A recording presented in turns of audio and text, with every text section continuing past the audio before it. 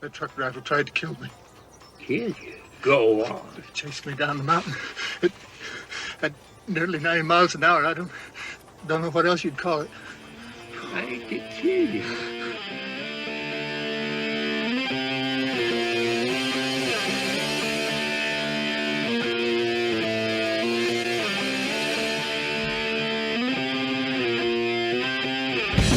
Hey, Adrenalheads, I'm Mark.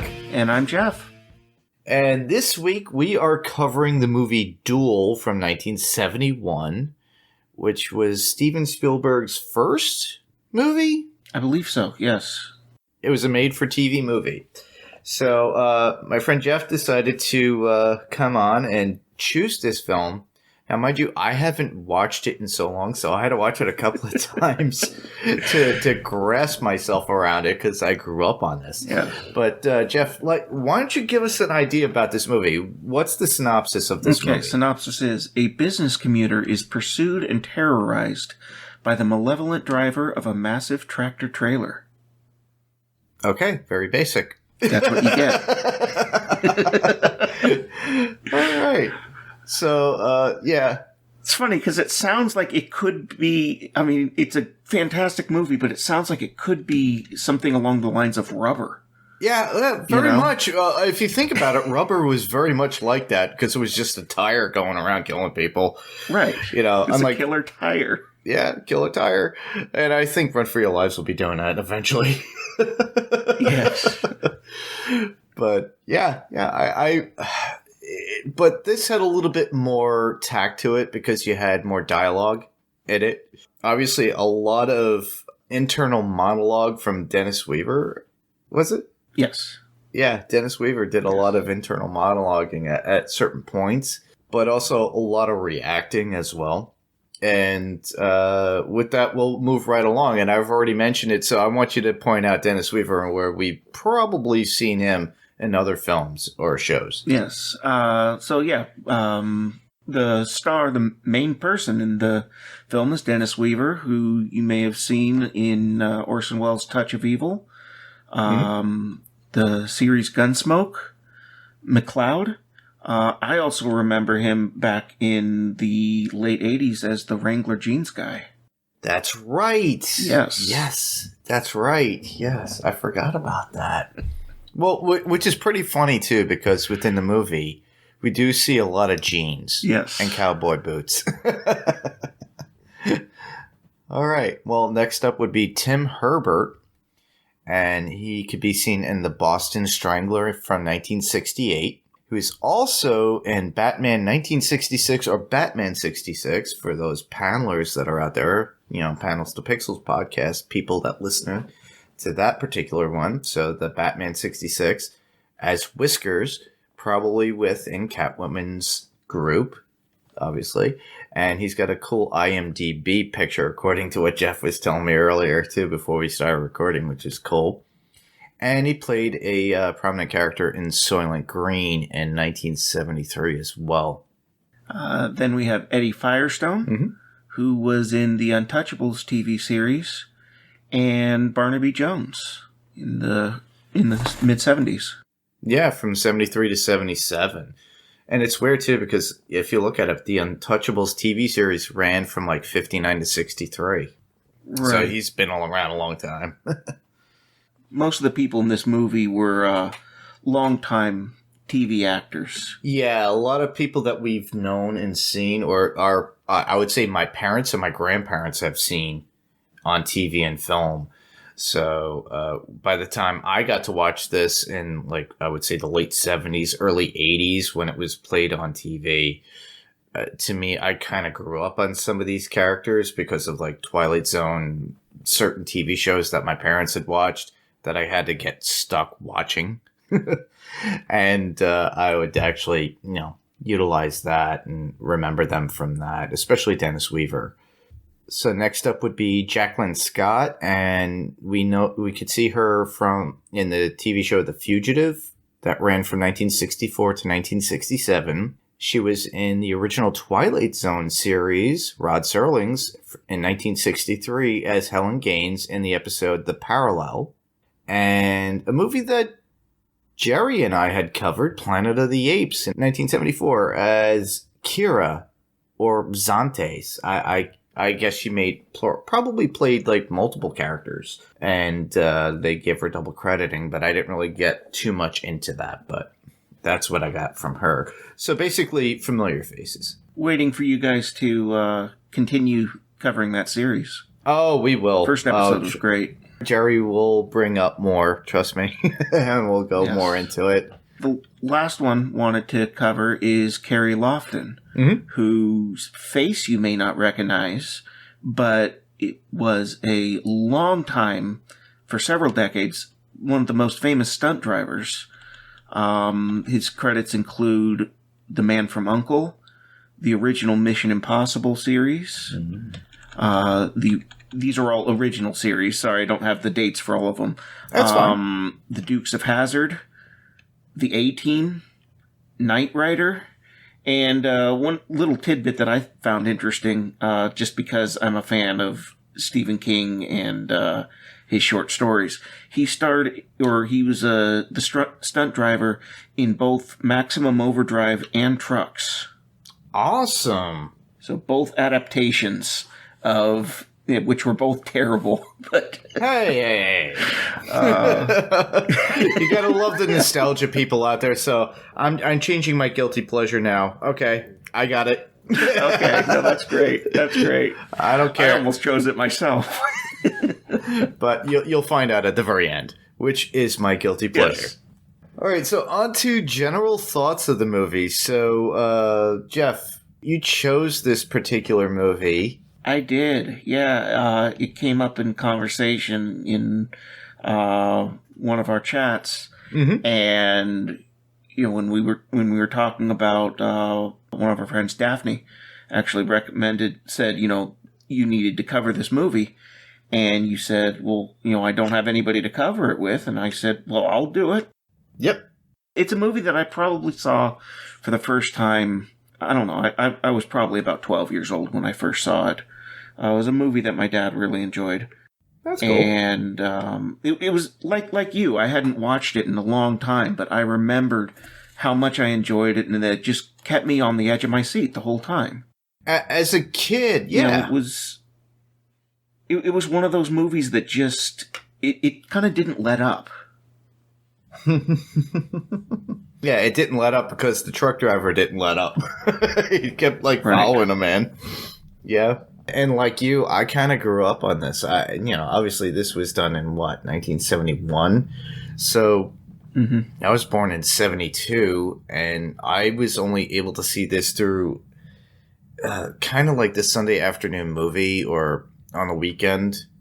And they would do these things in New York City or New Jersey where they would play them on Channel 11 or Channel 9. And, either you would get Burt Reynolds movies or the spaghetti cowboy westerns or the old Sergio Leone movies, or you get something like this that's very obscure, or if we were on a Thanksgiving Day or Christmas break, they would play these movies during the day, and on both those channels, Channel 9, UPN, or whatever it was back in the day that worked within New York and New Jersey, and now it's the WB, which is Channel 11 or WPIX way back in the day. And I remember having to watch it because there was not really much. You only had X amount of channels. So we would watch these films. And this was one of those movies that came up back then that we would watch. And I really enjoyed it as a kid. Now that I had to watch it a couple of times, and it's been a really, really long time since I saw this movie. And mind you, this is a made-for-TV film by Stephen Spielberg. And at the time, as a kid, I enjoyed it because of, you're on your edge of your seat at that time. As an adult, with everything that we see today, I see it through different eyes. And now, mind you, I sat through it and going, okay, there's a lot of things I can appreciate it within it that over the years. But it's a different movie from when it was when I first saw it back in, I would say, the early 80s. But yeah, I still enjoy it nonetheless. Now, mind you, my score for it now in comparison to when I was a kid will be far different. But what are your thoughts about the overall movie? You just had what you said before, but did anything change from the first viewing as a kid until now? Yeah, I would say so. There was a lot more of the monologuing and of Dennis Weaver, David Mann's inner monologue that I really understood better. As an and a lot of the adult now. different themes kind of... Yeah. Exactly. Yeah. Whereas, when I was a kid, it was just like, yeah, truck go fast, but I started to understand, in things like the scene where he has the phone call with his wife, which is something that was just like, okay, this is boring. Let's get back on the road. But I understood kind of the way that it plays into the whole idea of the movie and of masculinity. Yeah, a lot of it, if you think about it, with the actual movie title, Duel, it's two people butting heads at that point and, like, challenging one another. And I really think that's really what the movie was grasping at that time. With Dennis Weaver's character in comparison to the truck driver, who we never really get to see in the film. Which is it's a brilliant choice. And it's amazing. It's part of one of my favorite things, so I'll omit that when we get to our favorite scenes or thoughts about the movie. But basically, it's a battle within himself in comparison to this unknown person, because throughout the movie, he doesn't really even get to see who it is. And there's a really disturbing scene within the movie that we realize that too. And to me, it's like a battle within himself, because he's challenging basically himself while he's dealing with this unknown truck driver that at the very end, and the way the movie ends too, is like it just kind of stops at a certain point. But to me, it's an interesting film nonetheless, still to this day. But you could see where Spielberg was moving when he started doing more and more movies later on, because this was his first. Yeah, right. So with that, we're going to move right into our favorite scenes within the movie. So, Jeff, why don't you start us off? Okay, so one of the things, I kind of talked about this that I really noticed more, in this time around viewing it than I did when I was a kid. The whole opening driving scene, which is really the credits, but then all the way up through the part where Weaver pulls into the gas station, which is the voiceover that we get from the radio, which is just hilarious. There's some just absolutely hilarious stuff in there. And it's interspersed with some just very sinister stuff going on as well. Yeah. So what we get as he drives out of the city and he drives, up past, I was going to do a map to figure out exactly where he was going. I saw him past Highway 14 until Lancaster, and but he's driving out of Los Angeles. Mm-hmm. It's Los Angeles. I thought it was San Diego. No, it was Los Angeles. So it started out. The street that he pulls out of is in Sun Valley when he first pulls out, and but then he drives out, and you can see he's on Highway 5, and the one off-ramp that I did notice was the junction with 14, which goes out to Lancaster and Palmdale. Wow. That whole inland area. But over this is playing a phone call to the Census Bureau, which is really a prank phone call from Dick Whittington, where he talks about, and again, this plays into the whole idea of, it sets up the idea of lost masculinity, where he's talking about how he's no longer the head of the household, that his wife has become the head of the household. Mm-hmm. And then he goes absurd with it, talking about how, he admits he does wear a dress from time to time and slippers and, all of this. And that's immediately, like, in the middle of that is when Dennis Weaver first passes the truck, and, it's just kind of normal, whatever, and then suddenly the truck passes him again. Mm-hmm. And it's just this loud noise right outside his window. And it's very startling because you're just almost lulled to sleep by the radio. Mm-hmm.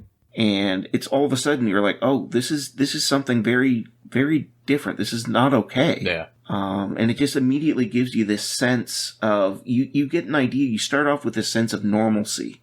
That's just this guy, listening to the radio, listening to whatever, as he's driving up, out of the valley. But then you immediately get this sinister vibe coming from the truck. It's very ominous. Yeah. Very. Yeah. Yes.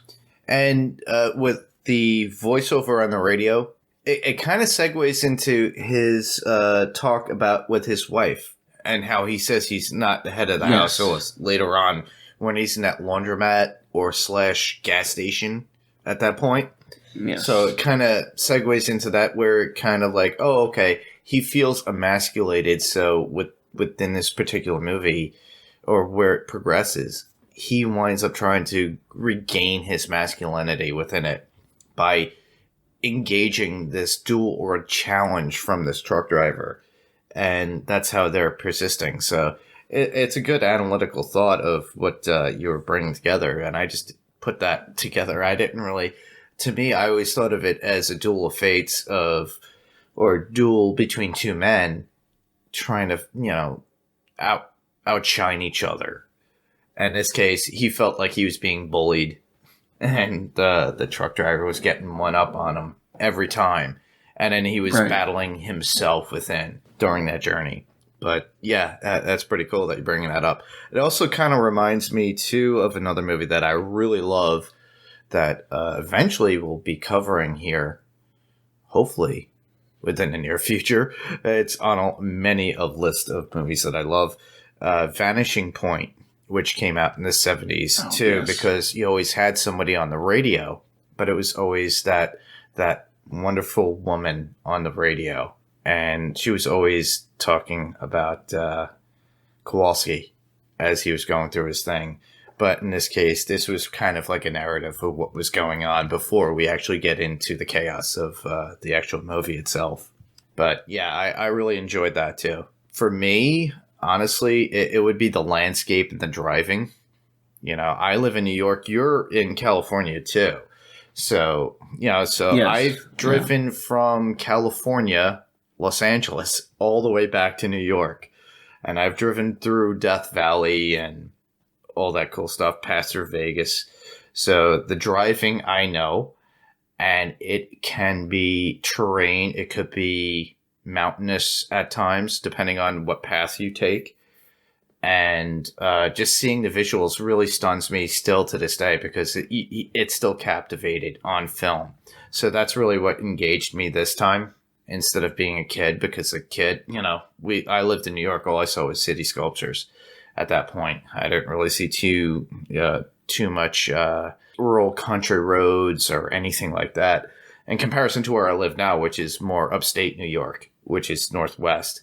And that's all I see is farmland and in Connecticut as well. But you see more of the ocean or the more desert side of it.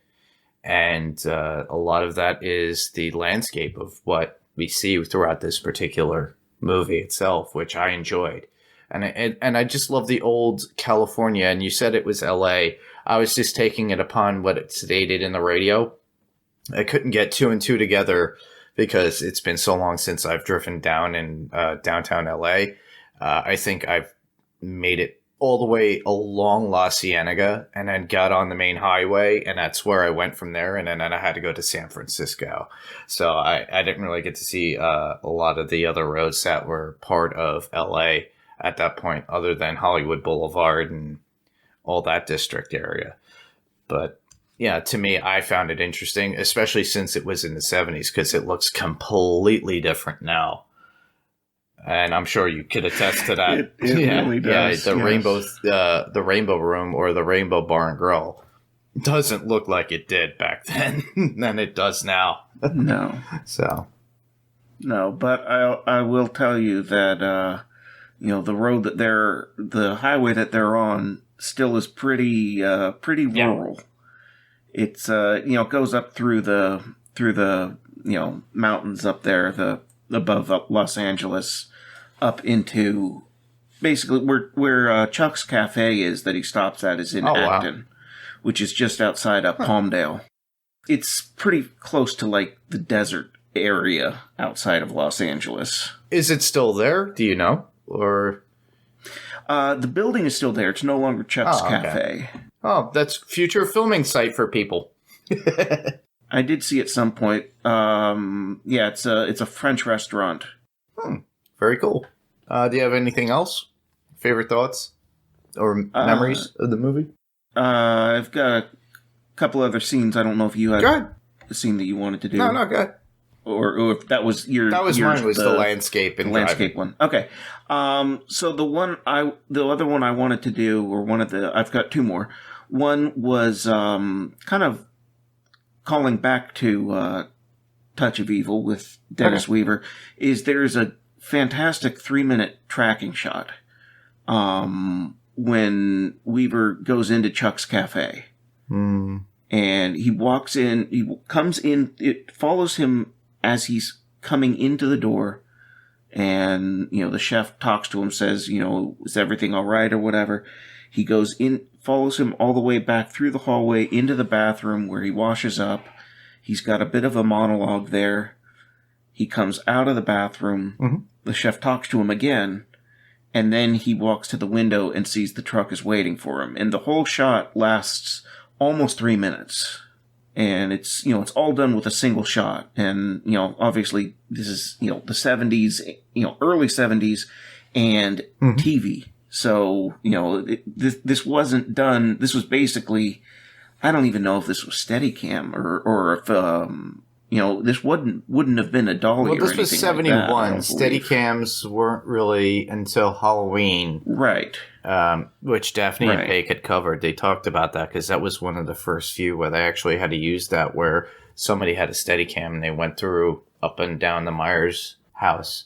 So that was probably staged out and edited, which was really brilliant in how they did it, if you think about it. And Chuck's Cafe was my next one that I love, but the inner monologue, though, where David himself is trying to think of how to talk to the truck driver because he sees all these people at the counter and they all have cowboy boots, and he already had spotted the jeans and the cowboy boots from underside of the truck before in a previous scene when he encountered him, I guess, at the gas station. Yes, it was at the gas station, he was trying to figure out which one it was, and then he winds up picking a fight with somebody saying, hey, can we just end this? And then he winds up getting into a massive fight and getting kicked out, and or being told to sit on the side. And next thing you know, he kind of, like, he was trying to scope out the people that were there that were the truck driver, and none of them were. And then out of the blue, the truck starts rolling because you got one guy that went out there and he looked and he was trying to stalk all these people, and the guy is in a pickup truck and drives off, and he goes, oh, that's not him. And he went away, and he came back, and then the truck turns over and then starts traveling. And this is after his accident, too, because that's why he gets to Chuck's Cafe, because he gets kind of run off. And I thought it was pretty cool because it kind of gives that illusion of like, hey, he's being eluded. The truck driver is not even giving up the goat, even though he's in the place, and not even challenging David at that point. He's just like, it's kind of like a cat and mouse thing, a Tom and Jerry, as it were, or Wile E. Coyote and the Roadrunner. And it's kind of that. No, there's very much a toying with David. Yeah. Aspect of this. Yeah, and it's so interesting. And then he tries running to catch up with the truck. Which definitely did not work. Yeah, so that I found that interesting too. But the fact that he was trying to rationalize and try to come up with conversation, his inner monologue, I thought that was really brilliant because it shows the turmoil within his head and him trying to prove that he's a man, trying to at least keep the peace. But in the end, as we see throughout the rest of the movie, it's kind of like the truck driver pushing his buttons to the point of trying to give it as he's being give what you get, pretty much, of that attitude from the truck driver to David, and then David kind of just retaliates in the same way at a certain point, and then we get what we get at the end result. So, but I thought that was pretty cool. You had another one or no? Yeah, one more, which is the scene at the snake farm. When David is in the phone booth. Yep. And right as the truck is about to run him down, which is done it's all practical. Dennis Weaver was actually in the phone booth. Yep. While the truck was coming right at him, and it was all based on timing, based on the flags that were above. Like, he has to be out by the time he reaches this flag. Which is just, it's very cool. I'm very much a fan of, as much as you can, practical. And obviously 71, you're not going to be able to CGI or anything, but I mean that it wasn't even done with stunt drivers or anything like that. It was actually Dennis Weaver, and it was kind of like, we better get this right. Yeah, otherwise we're crushing him. Otherwise we have no movie. We kill the star of the movie. But, yeah. We'll get into that. I think that's in the unknown or known facts about the movie as well. But we'll talk about that later. Yeah, that was a pretty crushing scene, not to put a pun in there. Yes. And I'm not a fan of tarantulas, and he had one on him. Oh, yes, on his leg, yes. I saw that, and I was like, no. You could see him trying to brush it off without actually touching it. He was like trying to mentally make it go away. And then they probably had real rattlers in there too. They might probably been devenomized, sure. But even still, having a real rattler there, come on. Yeah. All right. Well, before the iconic confrontation at the very end, my next favorite scene would be obviously after David tries to help the school bus being stuck.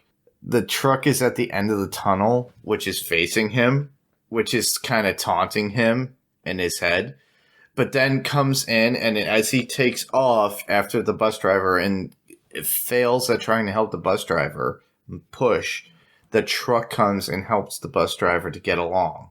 And which kind of like degrades him as a man because he wasn't able to provide or help at that point for those kids and everything, especially before where he's telling the kids to get off his hood because it's going to dent the car, very much like his own kids. It's like, I tell my kids never to do this because they dent it. And it's showing the pomposity or how pompous he is of, with how he talks to children or to other people, but is never able to really back it up. And, even he was a little bit like when the bus driver goes, oh, yeah, you could do it. And then why didn't you ask that truck driver? What truck driver? I must have been in the bus and I didn't hear him go by, And then out of the blue, the bus, that truck shows up and does help him through. And basically does what David couldn't do. Exactly. And proving that he is not as good a man as the truck driver. And just soon after that, you get the scene of him being pushed into the train tracks as the train's going across. Yes, that's a great scene. That's a great scene. And he gets stuck yet again. But then after that goes into like a whole chase, and I'm pretty sure your favorite is a lot like mine. What your final favorite is that iconic confrontation where it's through that desert drive, and there's that kind of leverage where you go uphill, and that uphill looked very similar to me in another more modern movie that I love, which is not going to be named as my guilty pleasure, but it is a guilty pleasure, but it'll be in another show. That would be in Death Proof.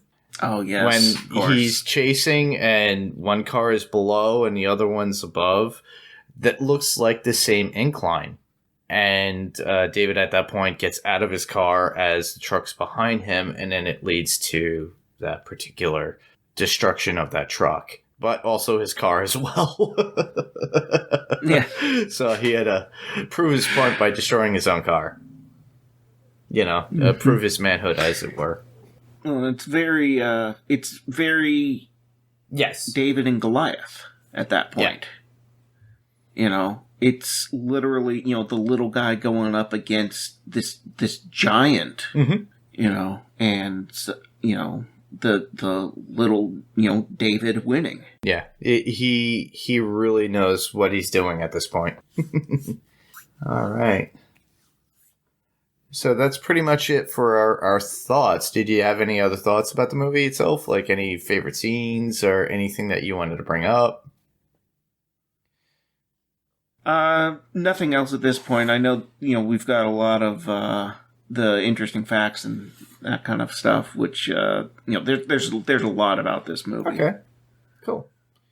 So with that, we'll move right along into interesting facts and unknown facts about the movie Duel from 1971. So, Jeff, you want to take it away for the first one? Sure. So the movie was inspired by a real-life incident.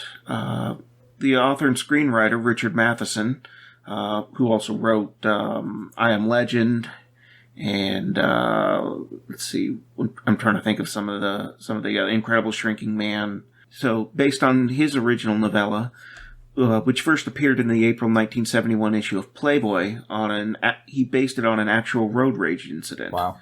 Matheson had played a round of golf on November 22nd, 1963, which was the same day that President John F. Kennedy was assassinated. On his car ride home, and in the days after receiving the terrible news, he was ruthlessly tailgated by a truck driver.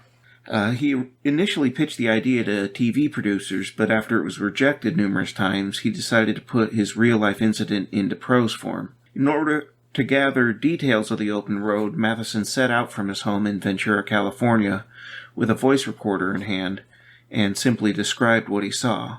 The descriptions of that desolate landscape ended up in his novella. Have you had a chance to read that? No, one, Mark? I have not. It's interesting. I have been meaning to. I've been meaning to dive into Matheson more, and so I'll have to check that one out. Yeah, same here. It shouldn't be. It's probably a short read, if anything, if it's a novella. So it's kind of like the Richard Bachman books, like by Stephen King, because they were very short. And they were probably maybe about like 75 to 100 pages long. So it should be an easy read. I'm sure you could probably find it online in PDF form too. So, all right. Well, next one up would be, it was Steven Spielberg's secretary who discovered Richard Matheson's story. So Steven Spielberg got his start directing for TV at the age of 21, helming episodes of such movies or shows as Night Gallery and Marcus Welby, MD. But the aspiring filmmaker was desperately searching for a property he could turn into a feature film. It was Spielberg's secretary, Nona Tyson, who found Matheson's story in Playboy and first sent it to her boss to potentially adapt into a movie. And he states, "I started laughing because she's giving me a Playboy to read, and she said, 'Don't look at the girls, read the short story. It's right up your alley.' And Spielberg said, 'She had a real intuition about me, and not since my own mom had anybody really had my number. She really understood my taste and my ambition and my fear and my anxiety about wanting to do everything by Thursday morning.'" Tyson helped track down whether the movie rights to Matheson's story had been optioned, and eventually discovered that the teleplay was in development at ABC and Universal with producer George Eckstein. Spielberg took a meeting with Eckstein and brought a rough cut of his legendary 73-minute series premiere episode of Columbo, quote-unquote, Murder by the Book. Eckstein was impressed and gave Spielberg the job to direct Duel after a follow-up meeting where the filmmaker laid out how he envisioned the film from Matheson's screenplay in full. So that's pretty cool. So basically, it was really pushing the envelope. He really enjoyed the actual novella, to put it. He was definitely reading Playboy for the articles. He didn't save it for his kids later on, with Kate Capshaw. Hey, my adopted children, take a look at this Playboy that really inspired me to do my first movie. Oh, gosh. All right.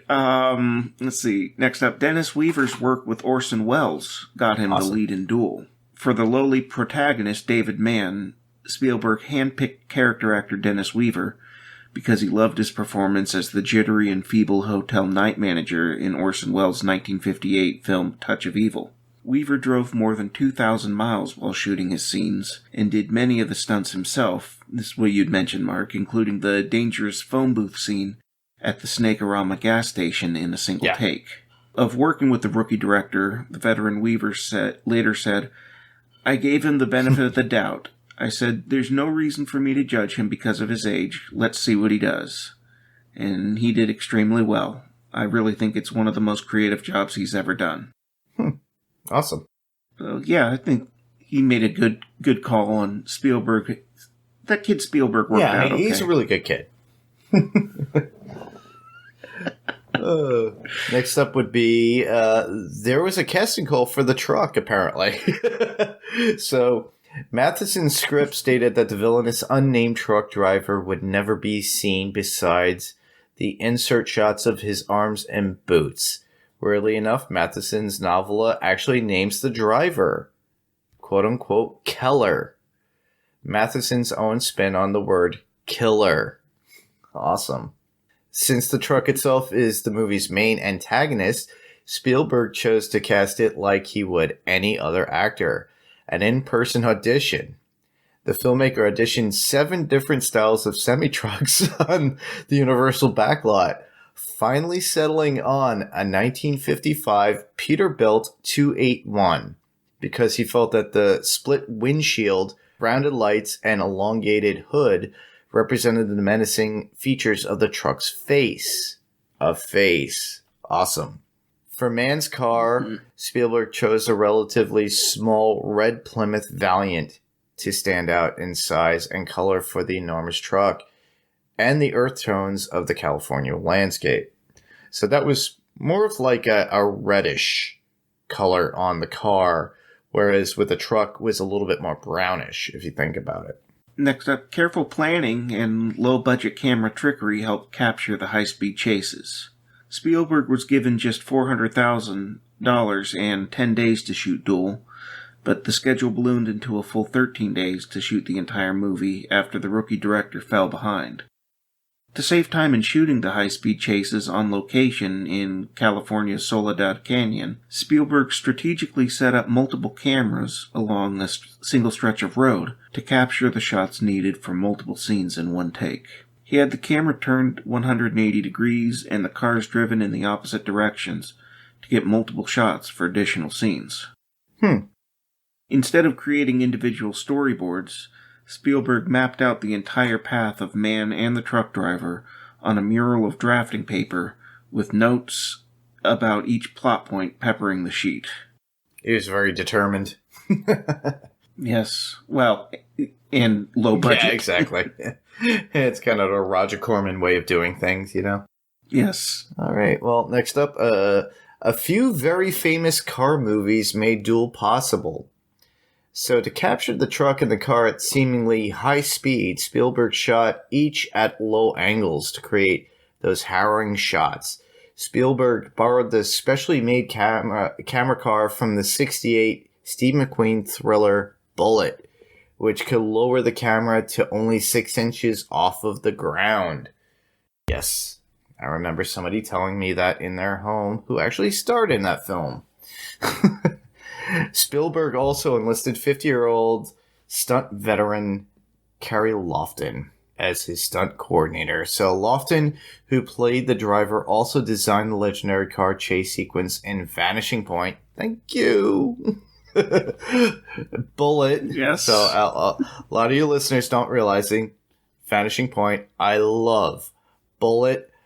I didn't really grow to appreciate until I actually got to meet Bob Vaughn and got to know him and his family. Not until later years, obviously. So Robert was a really nice man. A lot of people think of him as a curmudgeon, but he was a really great and nice guy. Loved his westerns. So Bullet was the next movie, and The French Connection too, which was another great film too from the 70s. Yes, it was. Next, Spielberg only had one shot at the cliff crash. Spielberg only had one take to pull off the climactic cliff crash because the initial shoot only had a single truck at their disposal. A backup truck was built during reshoots in case the engine of the main truck stopped working. The backup truck is now owned by classic car restorer Brad Wyke. Is it Wyke or Wiki? I don't know. Wyke. Who's based in North Carolina. I would say Wyke. Yeah. Wyke? Call him Wyke. Lofton rigged the truck with a dead clutch so the 18-wheeler could drive without anyone behind the wheel. Spielberg filmed the crash with 7 cameras from multiple angles to be able to use some editing tricks to stretch out the scene. As the truck rams the car over the cliff and falls off in the final film, there is a low roar sound effect that the filmmaker included to emphasize the death of the truck. Spielberg, who wanted the truck to seem Godzilla-like, took the effect from the creature's roar from the 1954 Universal monster movie Creature from the Black Lagoon, and would go on to reuse the effect for the death of the great white shark in Jaws. Yes. Which Daphne and Paik has covered on Run for Your Lives on the Pirate Core Entertainment, too. Yeah. And honestly, too, another movie that I love because I'm a fan of Universal horror films. I love The Creature from the Black Lagoon.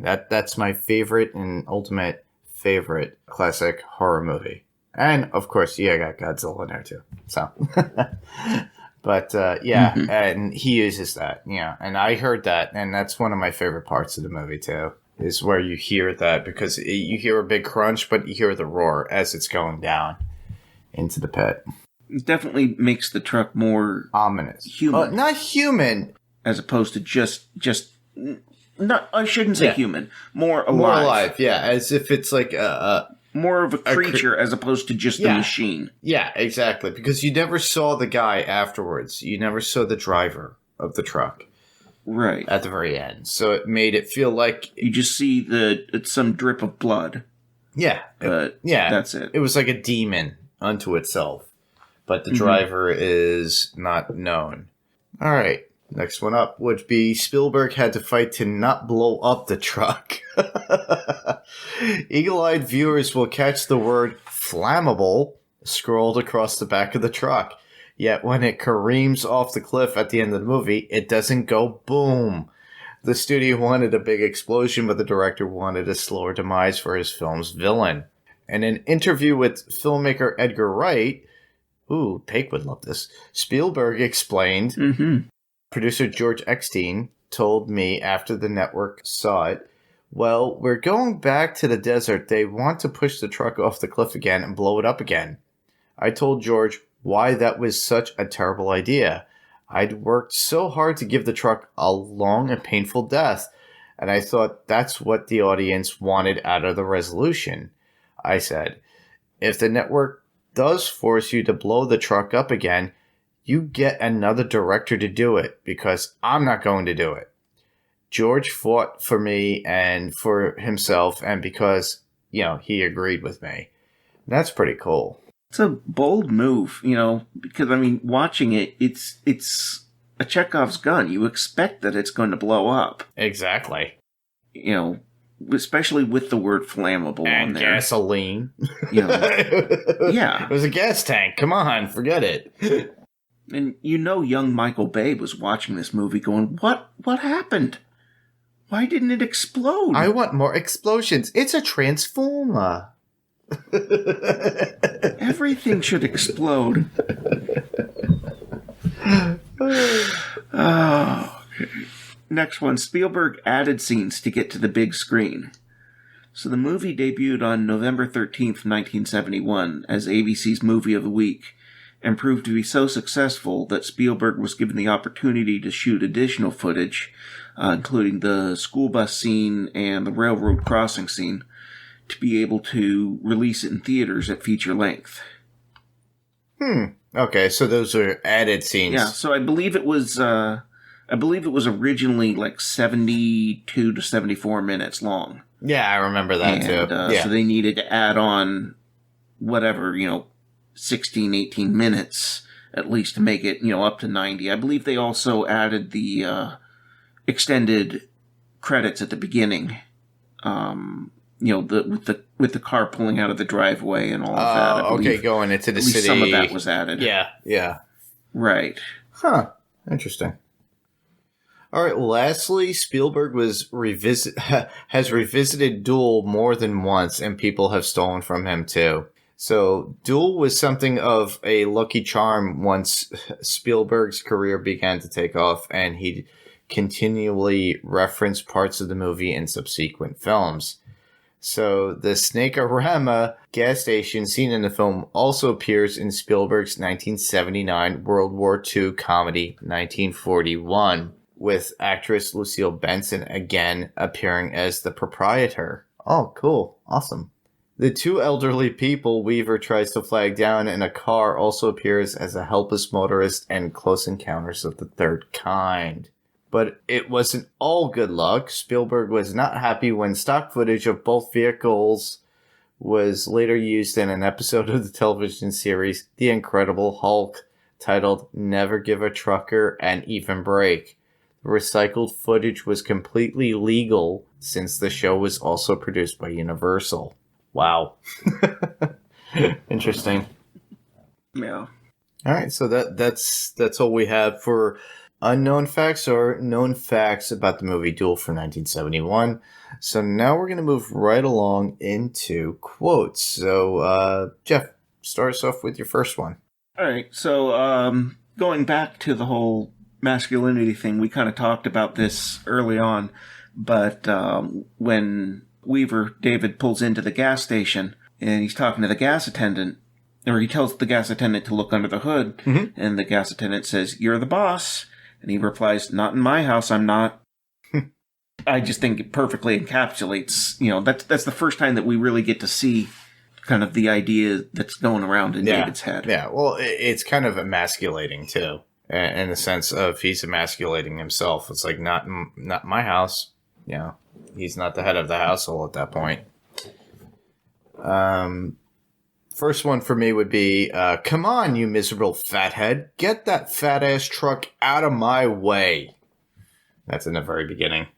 I almost chose that one. That was a great one. Next one. Right about, I believe it's within a minute of that, is when the truck driver waves him on. He says, "Well, it's about time, Charlie."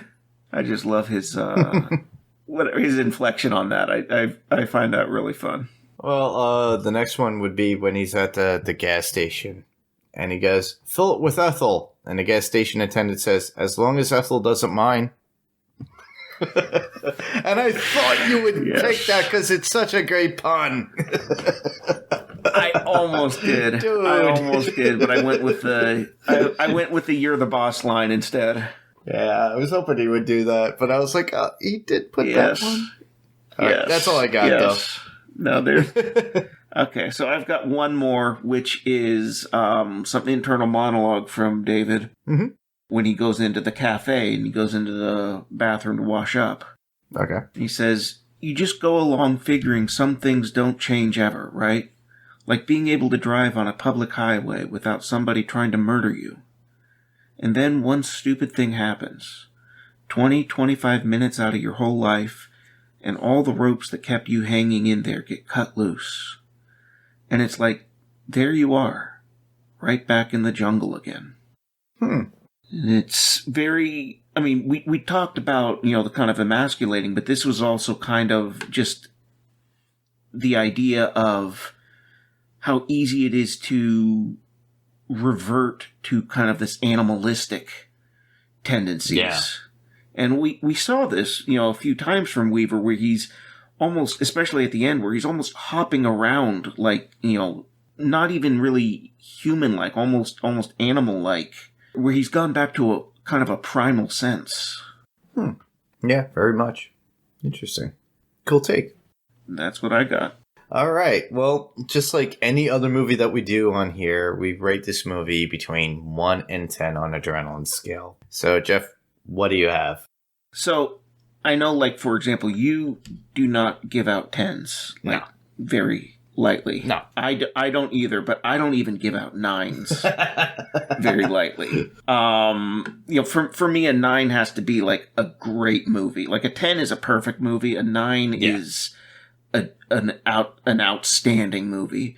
So I gave this one an 8.5. Oh, that's not bad. Which, for me, is a very good rating. Well, since you chose it, I know you have a love for it and an affinity for it, just like I do.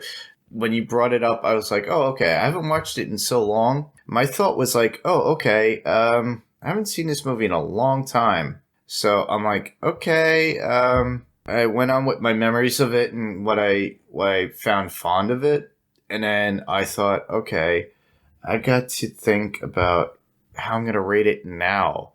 Now, mind you, anything below a 5, a 4.5 is probably the lowest to the point where it's really bad. To me, this was a 6.5 for me based upon its age, the challengingness of the time. The things that captivated me actually brought it up to a 6.5 from like a 5 for the fact that, time does hold a problem to certain things. When Jerry and I had done, what did we do last? I always forgot. Logan's Run. There we go. That was the last one I did. Jeez, it's been a while. Yeah, it tells you how often I record these. So basically, we recorded Logan's Run, and that was age 2, and that was done in the 70s as well. And I was about the same with that, too, in a sense that, it holds up, but the nostalgia, the sci-fi, with me, with the action within this and the cars and everything, that's why I gave it a 6.5 to almost 7. And that's why I give it that kind of a rating, because it still holds up. The story holds up to some degree, and the narrative. And definitely with the physical stunts, too, because there are no real movies nowadays that really do get this kind of physical stunt work anymore with vehicles. And it's very hard. And Dennis Weaver was a testament to this. So that's why it gets like, I'm going to change it from a 6.5 to a solid 7. So that way it gives it at least, because for the fact of its aged, it is an aged movie, but it still holds true to the strength of itself. So I'm going to say a solid 7 at this point. That's a good rating. All right. Well, with that, we love to move on to guilty pleasure movies. So that could be any movie that that you love or you like to watch, but a lot of people don't really like, or it's gotten a really bad Rotten Tomato score, or you just hanging out with your friends and go, "Oh, that movie sucked," and you're like, "Oh, okay," but you love it nonetheless, and it's something that you just have to watch on occasion. But it's one of those movies you just love, but, it's like you just don't want to really bring up in front of people at times, but because they might ridicule you of it. But what do you have, Jeff? Well, sticking with made-for-TV movies, I chose Stephen King's The Langoliers from 1995. Oh, I watched that not too long ago. It's on YouTube. It's actually, is it? Yeah, it's on YouTube. You could actually watch it, not ad-free. There will be ads, but you could actually watch it on YouTube. Of course. So, it's got Bronson Pinchot and a bunch of other people in there, too. Mm-hmm. Yep. David Morse is in it. There's a whole bunch of people in there. It's really good. I remember reading the short story. Yeah, so the short story appeared in, I think, the collection 4 Past Midnight. Yep. I remember when it first aired, and I was really excited to see it, and I watched it, and I kind of convinced myself that it was amazing. Now, and if you look at the then, effects. Over time, it was like, oh, that really wasn't very good. And I've gone back and watched it a few times, and it's like, you know what? I don't care. I still like it. And, I've heard a lot of, I mean, there's a lot of terrible stuff, and the CGI in it at the end is just absolutely. It's some of the worst CGI. It's dated for TV at its time. That's why. Even for TV in '95, it was terrible. But they're working with the budget that they had. Come on. Yeah. Now, if they were doing this on Run for Your Lives, because I could see Daphne and Paige doing something like this for the Pirate Core Entertainment Network, that would be funny. Or even if, let's say, Ben started doing something like that with Wilhelm, best Stephen King TV adapted movies. That would be cool if he did that. That'd be funny. Which one's the best? And there's so many, too, over the years between it, the Langoliers. Yeah. Oh man, there's so. Well, you got both versions of The Stand. Oh yeah, the original Stand. If you're going to include the remake that just came out not too far along. Yeah, right. That you guys covered actually with book club through the Zheads. Yes, we did. Yeah, and I thought that was pretty cool. And I listened into it too because I wasn't really avid to watching the show, but also you guys were actually doing the book club for the book itself. And oh wow. Yeah, there's so much going on, but it would be so cool if Ben actually did that. It's like, hey, we'll break down the best Stephen King adapted for TV short stories and books. That'd be a good thing for Wilhelm to do. I don't know if he's got that on his list. I know he's definitely got Stephen King on his list at some point, but I don't think specifically TV adaptations. It would be great if he just does TV adaptations because it would be interesting. There are a lot. There are a lot, yeah. And, well, with mine, I have to go with King because you kind of knocked mine out when I said, all right, you challenged me in the very beginning. So I have to go with King, and that's Maximum Overdrive from 1986. Sorry, it's a guilty pleasure. I loved it since day one. You got AC/DC... Who Made Who, and it's an actual soundtrack for the movie. King loved AC/DC and got them to do a greatest hits and then do the song Who Made Who specifically for the film. Now, mind you, King was in a cocaine fiend frenzy when he did the film, and I love it for that, for the fact it's crazy, it's bloody, it's crazy as hell, and sometimes it doesn't make sense. And I think I probably brought this up before with Ben, too. I probably brought it up as a guilty pleasure. So if I did again, I'm sorry, because it makes sense in here because of, the fact it was based off a short story within the Skeleton Crew called Trucks. And it actually was a TV movie for King called Trucks, which was terrible. But the movie Maximum Overdrive does it justice because it was all the blood. And you got Emilio Estevez. You also have Yeardley Smith, who voices the character Lisa in Lisa Simpson, and The Simpsons. And I thought that's amazing. And they're like, oh, okay, because she's so annoying in the damn movie. And there is a brief appearance in there from Giancarlo Esposito. Really? Yeah. Oh wow, I forgot about that. Huh? Oh. It was he must have been young. Actually, know that I was just looking at the IMDb on that, and he's just credited as video player. Oh man, we have to actually do a watch party maybe one night and just do Maximum Overdrive for fun. But yeah, that's pretty cool. I really enjoy that. Yeah, I really enjoy that movie, and to me, I look at that and I like to watch it every once in a while. So, hate me if you will. I like it. It's very much a guilty pleasure movie. Pretty much, yeah. All right. Well, with that, where can listeners hear you, or do you have any podcast recommendations, Jeff? Really can't hear me at this point. I'm going to start making the rounds on some of our friends' podcasts. Oh, wow. So this is your first. Probably, this is my first time. So, Mark, thank you so much for having me on here. No problem, man. And so I mean, hopefully, pretty soon you'll hear me on, Run for Your Lives and Wilhelm and a handful of others. Oh, definitely. Yeah, I'm sure you're going to make the rounds, and everybody's going to be hearing your voice, and everybody's going to have fun. And you got to, if you and Jerry are on a podcast, I want to hear the punathon. Oh my gosh. Yes. And honestly, I think Jerry's going to be the Punisher on Run for Your Lives with Paige and Daphne. Oh, that will be an amazing episode. Yep, but if you both of you are on one particular movie with them, that would be amazing. Awesome. I look forward to hearing you and everything that you're going to do with everybody else that we are friends with and all the other podcasters that we know and love.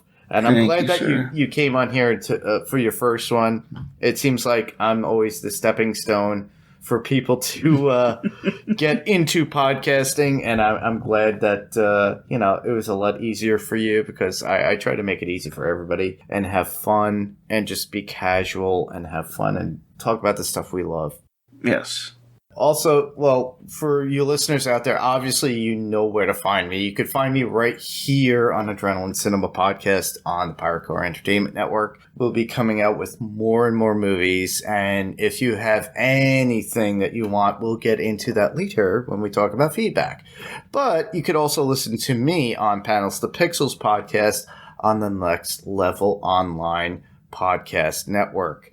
And that is Ben Beck's particular network, and you could hear me there with my co-host Steve Brown, and we cover everything comic book related that is adapted to TV, film, anime, cartoons, or what have you, and we just have a good time. As you're hearing this, we're probably jumping right into Hawkeye. That's going to be on Disney Plus, and I believe Steve and I will be covering the first 2 episodes. So check us out there on Panels to Pixels podcast, and you can find that out on the Next Level Online Network. So check it out there, and that's the nextlevelonlinenetwork.com. So for you to submit your feedback, well, you could submit your theories and feedback and go to our Facebook group, which would be facebook.com/AdrenalineCinemaPodcast. I try to give you guys a picture for when we're actually doing a particular movie, but with the move and everything that's going on, life had changed for me right now. I'm still not in a proper residence, so eventually I would say by the end of January I'll be 100% ready, and I'll be somewhere I could actually start posting you images, so that way you could say, here's my feedback, please read it or please play it. So you could go to our facebook.com/AdrenalineCinemaPodcast once that image comes up and leave the comments below that image. Or you could just send an email, and that could be AdrenalineCinemaPodcast@gmail.com.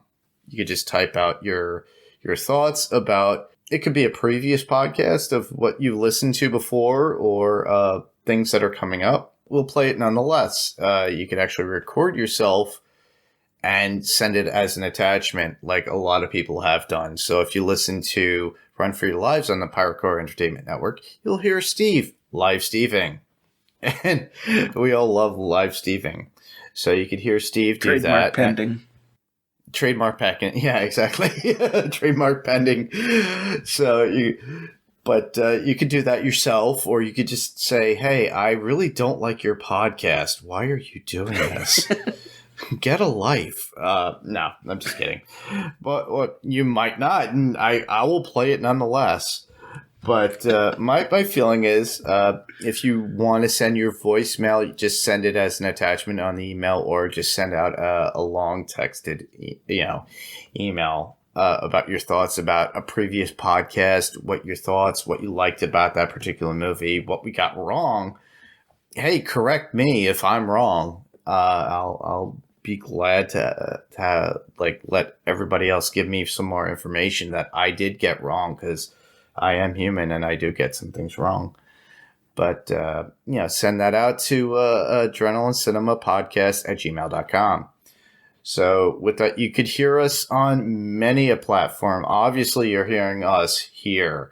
So you're probably hearing us on Apple Podcasts, Google Podcasts, Spotify, Pandora, TuneIn, Deezer, or whatever podcast player of choice. If you could send us a review on Apple Podcasts or Google Podcasts, it'd be amazing. I would love to see that. I would also love to read them too, so I have to actually go dive back into that when I get a chance. But just leave us a rating and a review, and it'd be awesome. And we'll give you a shout out. Obviously, we are currently looking to add a lot more to the Pirate Core Entertainment family, and I've mentioned this before, and I see it every podcast since. So if you are a friend or a content creator and is interested in being involved with the Pirate Core Entertainment Network, please submit a sample of your work to the Pirate Core Entertainment at gmail.com.